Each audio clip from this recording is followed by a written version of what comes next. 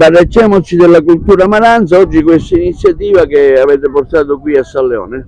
Sì, oggi il coordinamento cittadino insieme al coordinamento di gioventù nazionale promuove questa manifestazione voluta da Gioventù Nazionale contro la cultura maranza. Siamo qui per dire no ad ogni forma di violenza che purtroppo in questi ultimi anni dilaga soprattutto nel mondo giovanile, non ultimo l'evento al quale non si può rimanere indifferenti, che si è verificato a Monreale, e siamo qui per dire quindi ad ogni forma di crescita culturale, sociale e a dire sì a tutte quelle iniziative che possano sensibilizzare le coscienze di giovani e di quelli anche meno giovani, affinché eventi del genere non si verifichino più.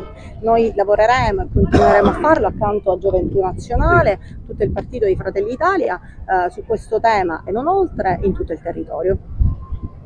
Oggi ci troviamo qui per sostenere la petizione che Gioventù Nazionale ha lanciato a livello nazionale per dire basta alla cultura dei maranzi, uno stile di vita che non fa altro che sminuire il disagio giovanile, promuovendo una cultura basata sull'odio e la violenza. Sono troppi i nostri coetanei che sin da giovanissimi spacciano, delinquono, rubano e financo uccidono. Quindi oggi noi ci troviamo qui per dire basta, perché noi non ci riconosciamo in questo tipo di generazione e promuoviamo una cultura basata sull'amore, sulla legalità e sul rispetto.